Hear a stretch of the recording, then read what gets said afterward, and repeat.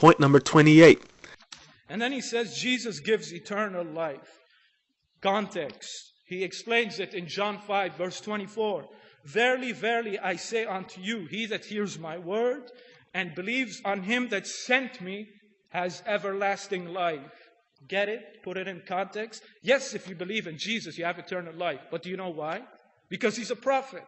You have to believe in a prophet. And that's what he says in John 5:24. Because Christians always say, well, the text doesn't say that. That's a Muslim interpolation. John 5:24 says that. He that hears my word and believes on him that sent me has everlasting life. John 12 verse 44. Jesus cried and he said, he that believes on me, he doesn't believe on me, but on him that sent me. And that's what the Quran teaches. The Quran teaches that no one from the people of the book will die before they believe in Jesus. And that's what Jesus, he taught you. You have to believe in him as a prophet. Then Sami goes on to claim that the reason Yeshua could say that he gives eternal life is because if we receive him, we would receive God also. He goes on to quote John 5 verse 24. John 5 must be the most unambiguous chapter in all of the Gospels that clearly prove that Yeshua is not just a human prophet. The intellectual dishonesty on Sami's part is taking on grotesque forms. Let's look at the verse. Truly, truly, I say to you, he who hears my word and believes him who sent me has eternal life and does not come into judgment, but has passed out of death into life. But what does this mean? Sami thinks that this diverts the importance from Yeshua to the Father, but that's absolutely not the case. Yeshua said that if we hear his word, we actually believe the Father. And if we do what Yeshua says, we will have eternal life. But is the attention diverted from the Son with this verse? Absolutely not. Yeshua has just expanded on his importance, and that importance is not just that of a human prophet, which Sami claims. Since Sami told us to look at the context, let's see what the context actually says if this is the description of a mere prophet. Starting from verse 16.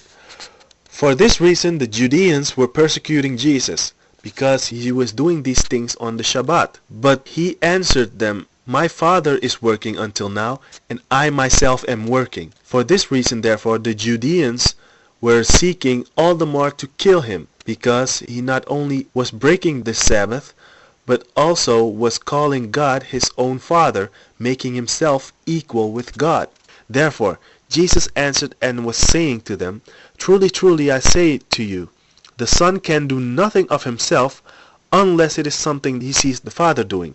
Now this is where Muslims go berserk. They go, see, the Son cannot do anything of himself. He has to rely on the Father. But notice what he goes on to say.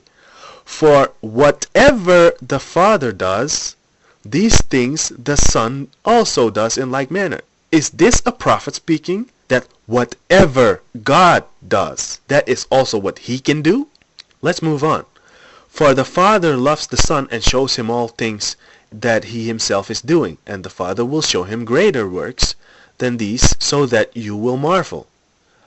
For just as the Father raises the dead and gives them life, even so the Son also gives life to whom he wishes.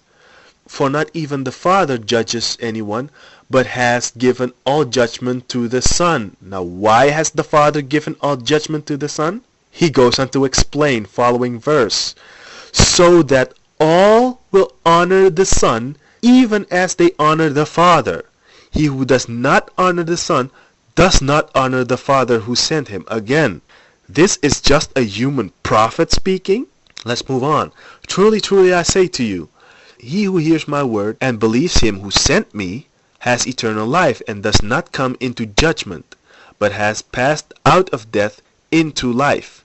Truly, truly, I say to you, an hour is coming, and now is, when the dead will hear the voice of the Son of God, and those who hear will live. For just as the Father has life in himself, even so he gave the Son also to have life in himself. And he gave him authority to execute judgment, because he is the Son of Man. Does this sound like Yeshua is saying that he has eternal life because he is a prophet? Or are these the words of one that has the authority to give eternal life based on his position as the Son of God and Judge of creation? Sami's argument helps him nothing at all, especially when you read on. Sami has urged us to go to the context. Let's do just that. Yeshua came down to do the will of the Father and explains what that will is. Let's go to John 6.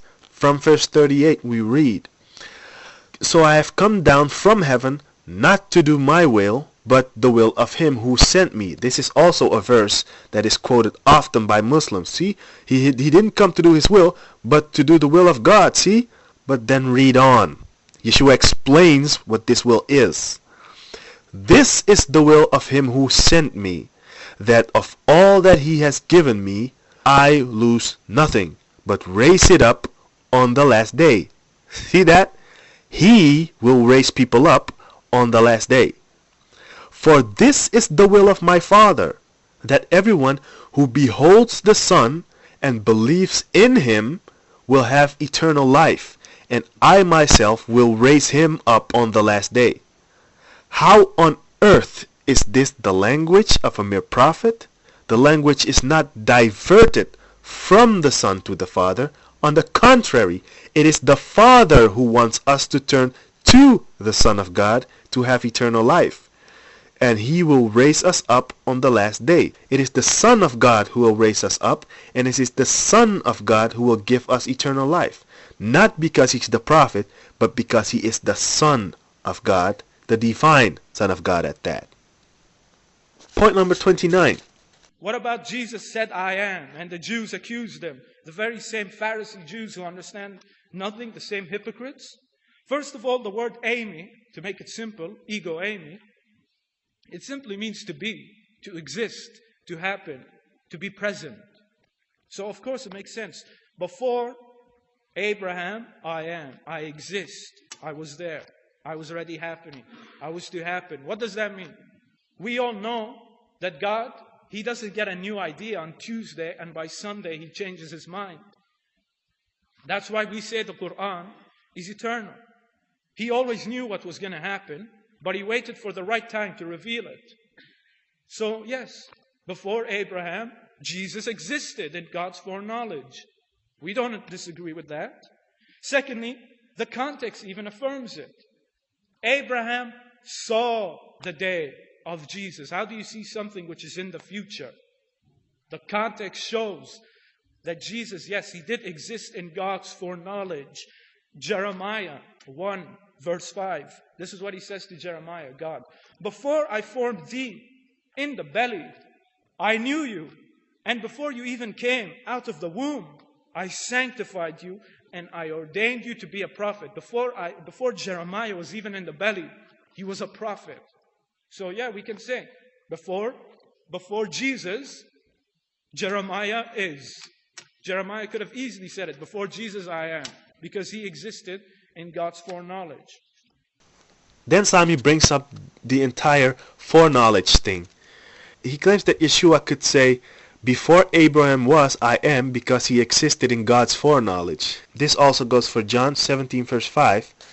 And he tries to explain this in reference to Jeremiah 1. But this is untenable because nobody exists in God's foreknowledge. We are all known to God through his foreknowledge, but we don't exist there. If we did exist, that would make us all eternal. This would mean that when God says that he is the eternal and he is the Alpha and the Omega, that's nothing special. We can go, so what? We are too because we existed in your foreknowledge. When God says that he is the first and the last and the beginning and the end, we can go, so what? We are too because we existed in your foreknowledge. The thing that separates us from God is that he is the eternal, existing one. So Sami's argument is flawed, and that is not what Yeshua meant when he said what he said.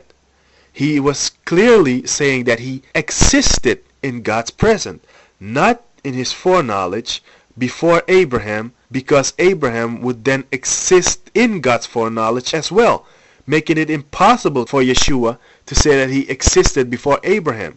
That would require to say that God didn't know about Abraham, know about Yeshua first, and then afterwards he knew about Abraham.